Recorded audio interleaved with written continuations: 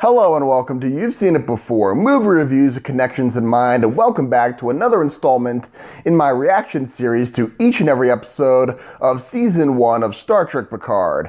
Now, if you've never seen any of my reaction episodes thus far, this is just my short-form reaction series where I give my brief thoughts on the episode as soon as it comes out, as well as certain what I thought worked about the episode, what I thought didn't work about the episode, and as well as in certain analysis of certain plot developments and character arcs that may seem familiar to you and where you may have seen them before. Now, just to get this out of the way, this will be a full spoiler reaction of this episode. So if you've not seen the latest episode of Star Trek Picard and want to wait until you have, you can stop the video at this point and come back later. But with this in mind, let's get into Season 1, Episode 6 of Star Trek Picard, entitled The Impossible Box, in which we see the crew, Picard and crew, racing to the artifact, namely the abandoned and damaged Borg Cube, where Soji, the android, the synthetic android, who is beginning to realize that she is not quite human. She doesn't know what she is. She's beginning to question her reality at this point, is located, and it is Picard and his crew are up against the clock to get to her before Narek, her Romulan boyfriend slash Tal Shiar spy, gets the location of the synthetic homeworld that the Romulans are apparently trying to find out of her, where she was created by Bruce Maddox, ostensibly, is. And in order to do this, Picard enlists the help of Hugh, the director of the Borg Reclamation Project and an old friend of Picard's from previous episodes of Next Generation, of course. And that when the two paths that we've seen separately up until this point collide, that's when things start to get a little bit messy as far as action-wise and convergence of plot and destinies collide and such, and that's where we stand at the end of this episode. What I thought worked best about this episode is that it felt better paced than some of the other ones. They do a good job of showing equal time of from Picard's point of view, from Soji's point of view, and when they finally come together, it feels like a good they accomplished that well of when they finally meet up as the plot demanded it near the end of the episode. And it was a very the chase scene through the Borg Cube. I think it was well put together when it was building up tension as to when Narek was what he was going to do with Soji, when Picard was going to find her. That was all kind of up in the air as far as like whether their paths were going to cross then, or maybe they might miss each other and do it in another episode. I thought it was put together well, and that it kept me guessing throughout most of that, and I thought that was a good job on the writer's part there. I thought that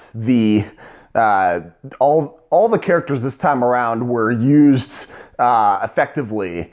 I felt like, unlike previous episodes where I think maybe Raffi or Rios got a little bit shortchanged. Maybe Elnor was kind of sidelined and didn't get quite as much to do. Here, I think everyone really got what they did what they needed to do, and they were used effectively in this episode. And I thought that Narek's performance was definitely one of the more stronger ones, and it keeps me guessing as to whether where his true feelings are. It may seem obvious that he still holds feelings for Soji, even though he got the information out of her and then tried to kill her. But is that really obvious? Is that really what's happening? Who knows? I think that there's a bit of ambiguity left in there, and there's certainly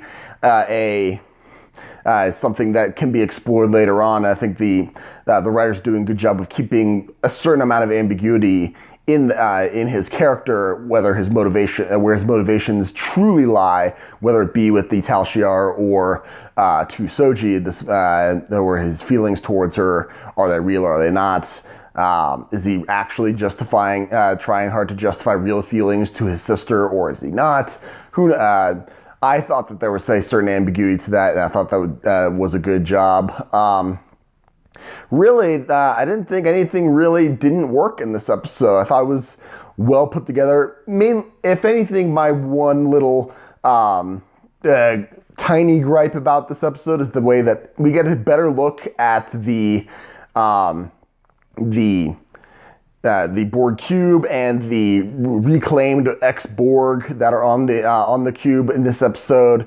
And I know that it's 20 years in the future from the last time we saw the Borg on screen, so obviously their technology wouldn't look exactly the same as it did in that time. The design elements, obviously they would have changed a little bit, and that's fine, but part of me wonders that with all these Borg and how they're even after they're being healed or whatever, they still all kind of look mostly mangled. And I guess there's an explanation somewhere in the Star Trek lore that I may have missed about why Picard was able to return to normal his full appearance, where even 709 still had bits of Borg hardware visible on her eye, on her hand, and then these reclaimed Borg still have full mangledness about them.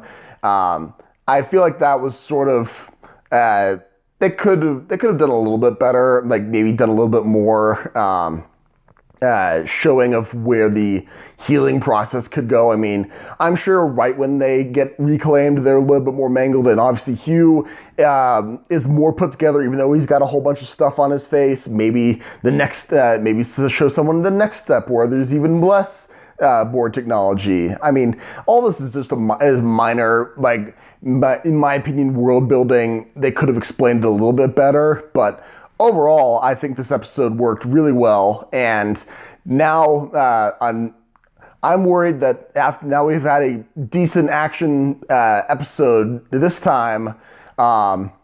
We're looking towards next week's episode. From the trailer that they showed at the end of this episode, it looks like they're going to maybe slow down a bit in the next episode. Like, it's probably going to be another slower episode where Picard meets up with Will Riker, and they do a lot of sitting and talking, and it's going to be a character building episode rather than an action episode, which these things happen, it's fine, but I think, again, I keep coming back to this point where in a truly serialized series, this is fine, these things happen, but they work better when the episodes are meant to be binged back to back to back to back, or they're all released at once. The fact that we're getting these weekly means that when a slow episode comes around, it feels a little less satisfying, and you have to wait more for